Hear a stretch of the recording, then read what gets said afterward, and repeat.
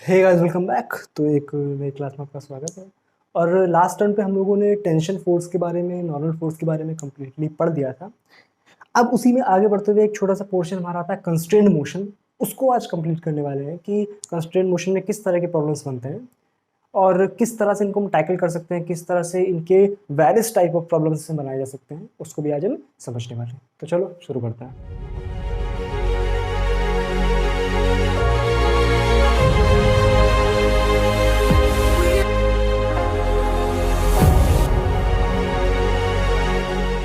तो जो टॉपिक है उसका नाम है कंस्ट्रेंट मोशन।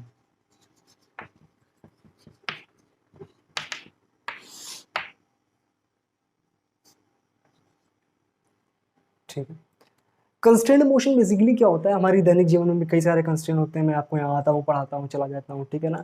आप घर पे खाना खाते हैं, नहाते हैं, ठीक है। इस तरह की जो चीज़ें होती हैं जहाँ पे लिमिटेशंस होती हैं, जहाँ पर भी बाउंडेशन होती है, उसको बोलते हैं कंस्ट्रेंट। की इस तरह से ही चीज़ें होनी है, इसके अलावा दूसरी तरह से चीज़ नहीं हो सकती है। इसी चीज़ को बोलते हैं कंस्ट्रेंट। ठीक है, कि मेरा ये कंस्ट्रेंट है, यहाँ पर जो ये नियम व शर्तें लागू हैं, जहां पर भी नियम व शर्तें लागू हो गई वहां पर हो गया हमारा कंस्ट्रेंट मोशन। ठीक है। तो इसमें हम दो तरह के मोशन पढ़ने वाले हैं। एक होता है हमारा स्ट्रिंग कंस्ट्रेंट, एक होता है हमारा वेज कंस्ट्रेंट। तो बहुत ज्यादा डीप में हम लोगों को पढ़ने की जरूरत नहीं है, लेकिन फिर भी एक ओवरव्यू लेना पड़ेगा दोनों का कि किस तरह से स्ट्रिंग कंस्ट्रेंट और किस तरह से वेज कंस्ट्रेंट क्वेश्चन को हम टैकल करते हैं। कल हम लोगों ने स्ट्रिंग की बात करी थी, टेंशन की बात करी थी, वो भी इसमें इन्वॉल्व होने वाला है। स्ट्रिंग कंस्ट्रेंट और वेज कंस्ट्रेंट।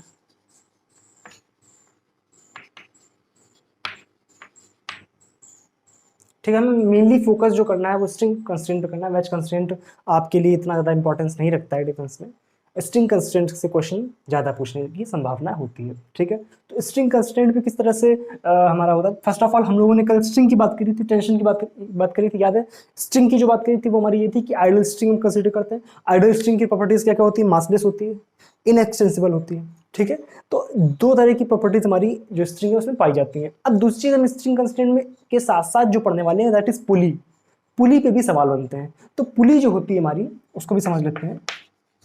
आपने देखा होगा, अगर आप गांव वगैरह में आप देखा होगा कि जो कुआं लगा होता है, कुएं के ऊपर पुली लगी होती है, जिसपे इस तरह से करके रस्सी से हम पानी खींचते हैं, वो गोल गोल गोल गोल गोल गोल घूमती है, उसको बोलते हैं पुली। अब पुली जो होती है, हम यहाँ पर जो अपनी मैकेनिक्स जो जनरल अभी हम पढ़ रहे हैं बेसिक, उसमें हम पुली को आइडियल मान के चलते हैं। तो मान चलते हैं आइडियल, आइडियल पुली। आइडियल पुली की क्या खासियत होती है कि ये फर्स्ट ऑफ ऑल तो मासलेस होती है, इस तरह से हम लोगों ने स्ट्रिंग में भी पढ़ा था, ये हमारी मासलेस होती है। और दूसरी चीज क्या होती है कि ये फ्रिक्शनलेस होती है। चीज ये फ्रिक्शनलेस होती है, यानी इस पे कोई भी रगड़ाई नहीं होती। जब भी हम इस पे रस्सी को खींचते हैं तो रस्सी इस पे फिसलेगी, ना कि पुली घूमेगी। अभी हम ऐसा मान के चलेंगे, लेकिन चूंकि असलियत में क्या होता है, फ्रिक्शन होता है दोनों के बीच में, इसी वजह से पुली घूमती है। अगर फ्रिक्शन नहीं होगा तो पुली हमारी घूमेगी नहीं। ठीक है। तो उस मोशन को हम कंसीडर करके नहीं चल रहे हैं। ठीक। अब देखो सवाल किस तरह से बनने शुरू होते हैं। फॉर एग्जाम्पल देखो, लेट अस सपोज मैं आपसे बोलूं कि मान लो, पहले हम वेलोसिटी के थोड़े देखो, जहां पर भी मैं वेलोसिटी लिख रहा हूं वहां पर एक्सेलरेशन को भी कंसीडर किया जा सकता है, हम फोर्स को भी मान के कर सकते हैं, लेकिन फर्स्ट ऑफ ऑल हम वेलोसिटी से समझते हैं। ठीक है। मान लो ये दो ब्लॉक थे, दोनों एक स्ट्रिंग से बंधे हुए थे। फर्स्ट ऑफ अभी हम स्ट्रिंग कंस्ट्रेंट पे फोकस कर रहे हैं, स्ट्रिंग पे बंधे हुए थे, और इस ब्लॉक को मैंने इस तरफ वेलोसिटी दे दी 20 मीटर पर सेकेंड। ठीक है। ये मान लो 1 kg का था, ये 2 kg का था। अब खुद ध्यान से बोलो कि ये अगर 20 मीटर पर सेकंड से चल रहा तो ये कितने से चलेगा? कॉमन सेंस है कि ये भी इधर 20 से चलेगा। तूने कैसे बोल दिया कि ये भी 20 से इधर चलेगा? ध्यान से बोलो, अगर ये ब्लॉक इधर 20 से चल रहा है तो इस ब्लॉक से स्ट्रिंग का ये वाला पॉइंट भी जुड़ा हुआ है, बिल्कुल ये जो पॉइंट है, ये इधर की तरफ 20 से भाग रहा है, तो इसी तरह से ये पॉइंट भी इधर 20 से भाग रहा होगा। इसी तरह से ये 20 से जुड़ा हुआ तो ये भी 20 से, ये सारे के सारे पॉइंट एक दूसरे से जुड़े हुए हैं, तो सारे के सारे 20 से भाग रहे होंगे। इसका मतलब ये पॉइंट भी 20 से भाग रहा होगा, इसका मतलब क्या है, ये ब्लॉक भी इधर 20 से भाग रहा होगा। ये बात अपने को समझ आती है? ठीक भाई।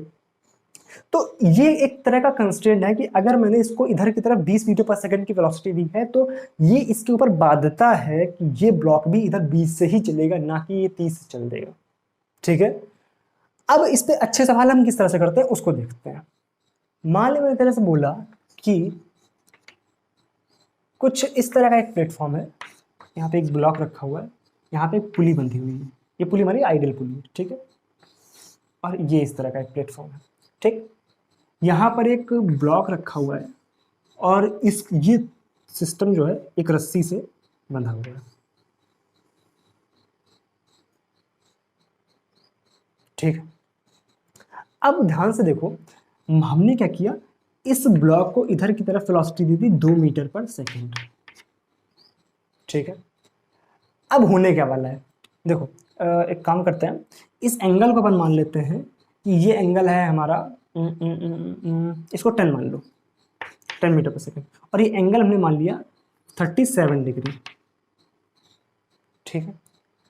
अब खुद ध्यान से देखो, मान लो ये ए ब्लॉक, ये बी ब्लॉक, मासेस वर्सेस का कोई लोचा नहीं, क्योंकि हम लोग फोर्स की बात नहीं कर रहे हैं, ठीक है, वेलोसिटी के साथ चर्चा कर रहे हैं। हमने क्या किया, इस जब ए ब्लॉक को इधर की तरफ वेलोसिटी दी 10 मीटर पर सेकंड, आपसे बोला क्या गया है, फर्स्ट ऑफ ऑल आप ये देखो कि ब्लॉक मूव किस तरफ करेगा, क्या ये ब्लॉक ऊपर की तरफ भागने लगेगा, नहीं, ये ब्लॉक सिंपल इधर आएगा। क्यों इधर आएगा, कि अभी इसके पास इनफ स्ट्रिंग है, ये धीरे धीरे धीरे धीरे इधर आएगा, और जब बिल्कुल परपेंडिकुलर आ जाता है तभी ऊपर की तरफ खिसकना शुरू होगा।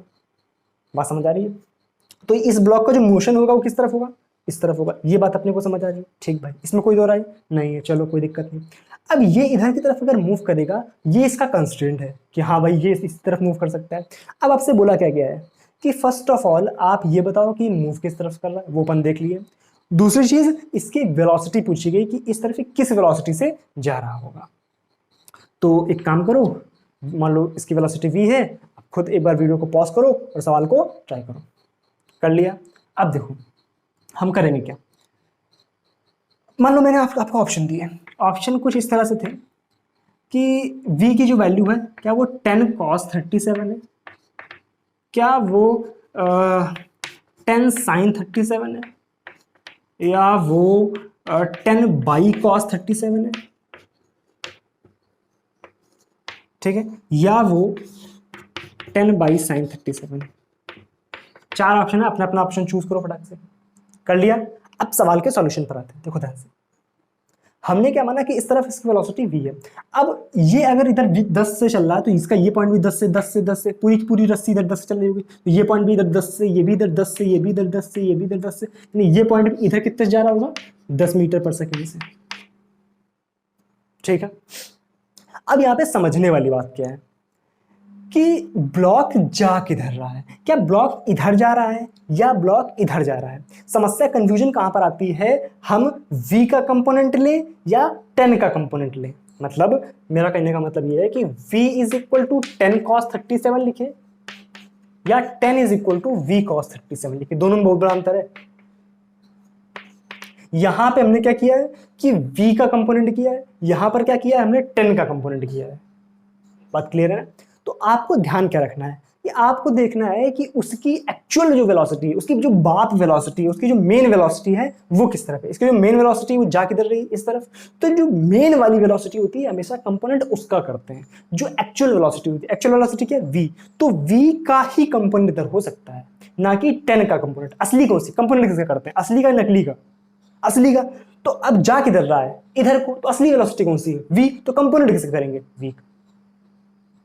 बात क्लियर है? तो यहां पर हम किसका करेंगे, v का कंपोनेंट करेंगे 10 की तरफ। तो v का 10 की तरफ कंपोनेंट क्या होगा, 10 cos 37। तो जो हमारा v cos 37 यानी इधर का जो कंपोनेंट होगा वो क्या होगा, v cos 37। और v cos 37 है किसके बराबर, 10 के बराबर। तो v की जो वैल्यू आई वो कितनी आ गई, 10 बाई cos 37। यहाँ पे बच्चों को दिक्कत होती है, क्यों दिक्कत होती है कि उसको समझ नहीं आता है कि एक्चुअल में हमें यहाँ पर 10 cos 37 लेना है या v cos 37 लेना है। तो आपको ये ध्यान रखना है कि हमें असली का कंपोनेंट लेना है, नकली का नहीं। असली किधर है, इस तरफ को। तो कंपोनेंट किसका लेंगे, असली वाले का, इसका कंपोनेंट। बात क्लियर है? तो आंसर में क्या आएगा, 10 बाई cos 37। बात क्लियर? उतर फटाक से इसको। ध्यान से देख अगला सवाल। अगला सवाल कुछ इस तरह से है कि मान ले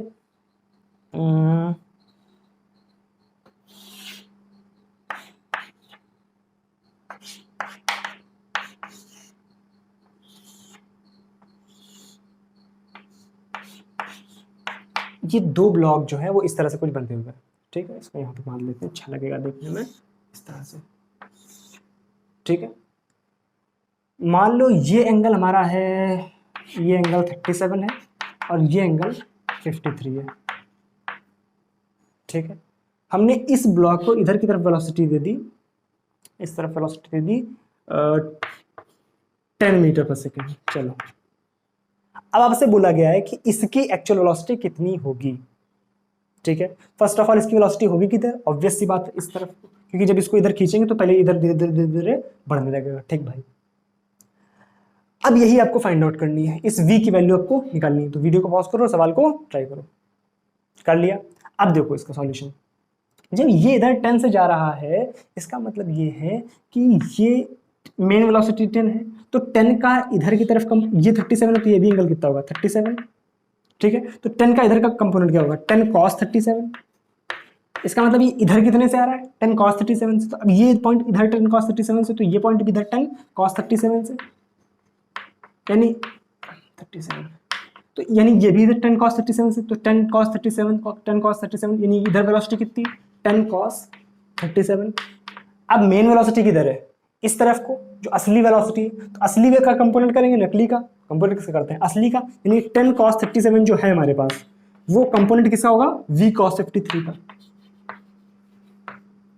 v cos 53 का। तो v की वैल्यू कितनी आ गई 10 cos 37 बाई cos 53। cos 37 की वैल्यू कितनी होती है याद है ना, 3 4 5 का ट्रायंगल सिखाया था आपको, ना याद हो तो एक बार फिर से देख लो। ये हमारा 37, ये हमारा 53, ठीक है, ये हमारा 3, ये हमारा 4, ये हमारा 5, ये ट्रायंगल होता है। ठीक है, 90 डिग्री। तो cos 37 की जो वैल्यू होती है वो होती है 4/5, तो 10 इंटू 4/5 अपॉन cos 53 की वैल्यू होती है 3/5, तो ये हो गया 3/5। सही है, कैंसिल आउट। तो आंसर क्या आ गया 10 4 40 बाई 3 मीटर्स पर सेकेंड। इसकी वेलोसिटी इधर कितनी होगी 40/3 मीटर्स पर सेकेंड। तो आई होप ये सवाल आपको समझ आ गया, नोट कर लो। अब इसमें कुछ पुली वाले सवाल भी आ सकते हैं, तो पुली वाले सवाल आपको किस तरह से करने, मान लो ये हमारी पुली है। ठीक है, अभी तक क्या कहता है पुली वाले मूव नहीं, जो पुली थी मूव नहीं कर रही थी, अब हम पुली को मूव कराएंगे। मान लो इससे ये ब्लॉक लटका हुआ था, एक ये ब्लॉक लटका हुआ था। ठीक है, ये ब्लॉक था ए, ये ब्लॉक था बी। ठीक है, मान लो ए ऊपर जा रहा था VA से, बी ऊपर जा रहा था VB से, और पुली जा रही थी VP से।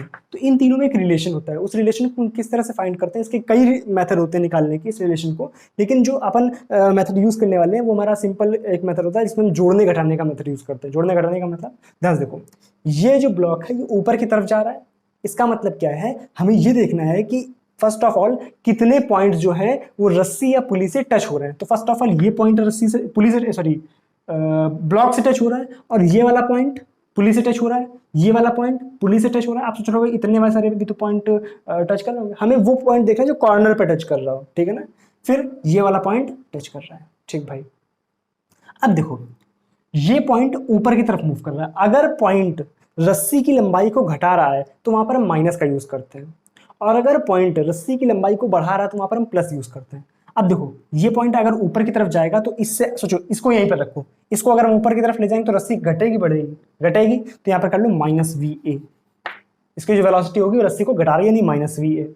इस पॉइंट को देखो, ये P से VP से ऊपर जा रहा है, नहीं ये पॉइंट रस्सी की लंबाई को बढ़ा रहा है, क्योंकि ये ऊपर जा रहा है तो रस्सी की लंबाई बढ़ेगी, इसको कांस्टेंट रखना है। इसको देखना है, जब इसको हम ऊपर की तरफ ले जाएंगे रस्सी बढ़ेगी, यानी प्लस का VP। अगले पॉइंट पर आओ, ये पॉइंट भी ऊपर की तरफ जा रहा है, यानी भी रस्सी को बढ़ा रहा है, नहीं प्लस VP। अगले पॉइंट पर आओ, बी वाला, ये पॉइंट ऊपर की तरफ जाना है, रस्सी छोटी होगी, यानी -VP बराबर 0 कर दो। बात क्लियर? ये क्या हो गया 2VP, इन दोनों को उधर भेज दो तो होगा VA प्लस VB, यानी VP की लंबाई कितनी, सॉरी वेलोसिटी कितनी आ गई, P की वेलोसिटी कितनी आ गई VA प्लस VB बटा 2। यानी अगर पुली इधर से जा रही है VP से, यहाँ A से, सॉरी ये VA से चल रहा है, ये VB से चल रहा है, तो VP की जो वैल्यू होगी वो VA प्लस VB के आधे के बराबर होगी। बात क्लियर है? तो इस तरह से हम इन सवालों को करते हैं। अब एग्जांपल के लिए यहाँ पर आप कुछ मान लो, यहाँ पर 10 मान लो, यहाँ पर माइनस की तरफ मान लो, तो ये डायरेक्शन भी देखनी है। हम जब सब ये जो फॉर्मूला आया है ये तब आया जब सब एक ही डायरेक्शन में मूव कर रहे हैं। ठीक है, आप यहाँ पे किसी भी डायरेक्शन को पॉजिटिव मान करके इन सवालों को कर सकते हैं। हमने ऊपर की डायरेक्शन को पॉजिटिव मान लिया है। ठीक है, मान लो अगर इस तरह से दिया हो,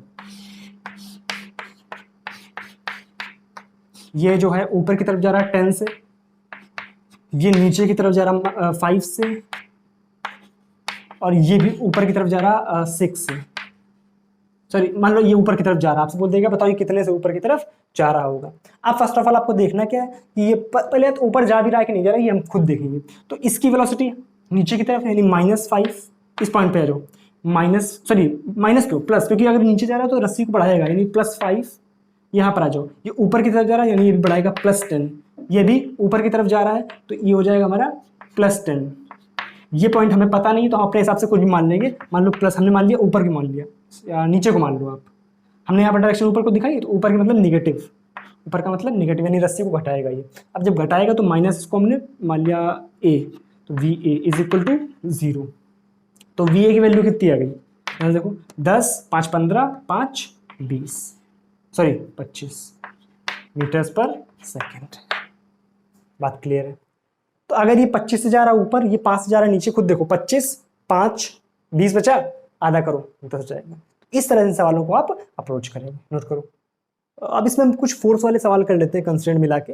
तो मान लो कुछ इस तरह से एक सवाल दिया गया आपको कि इस तरह से मान लो पुली बंधी हुई है, ये आपका दिया हुआ है, ये आपका दिया हुआ है ब्लॉक, ये दोनों पुली से बंधे हुए हैं इस तरह से। मान लो ये हमारा 53 डिग्री डाटा अच्छा लगता है, मुझे अच्छा लगता है 37 डिग्री। सवाल थोड़ा कैलकुलेशन आसान हो जाती है इससे, ठीक है। आपको कॉन्सेप्ट समझना है, कैलकुलेशन तो चाहे रेशियो, ठीक है ना, कर ही लेनी है। अब ये ब्लॉक आपको दिया गया 4 kg, ये ब्लॉक आपको दिया गया है 2 kg, ठीक है ना। फर्स्ट ऑफ ऑल आपको ये बताना है कि सिस्टम मूव कैसा करेगा, क्या सिस्टम इस तरफ को मूव करेगा या सिस्टम इस तरफ को मूव करेगा।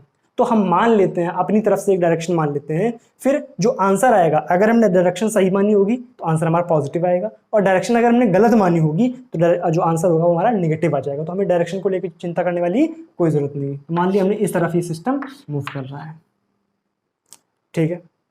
अब ध्यान से देखो, अगर सिस्टम इस तरफ से मूव कर रहा है तो याद करो मैंने आपको सिखाया था नीचे की तरफ एक mg लग रहा होगा, mg यानी 10 × 10, सॉरी 4 × 10, तो 40, नीचे की तरफ 40।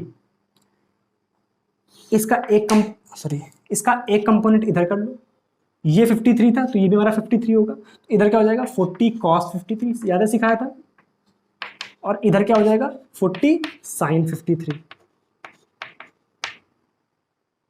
ठीक है। इस पे आ जाओ, इस पे नीचे की तरफ लग रहा होगा 20, इधर की तरफ लग रहा होगा 20 cos 37, इधर की तरफ लग रहा होगा 20 sin 37।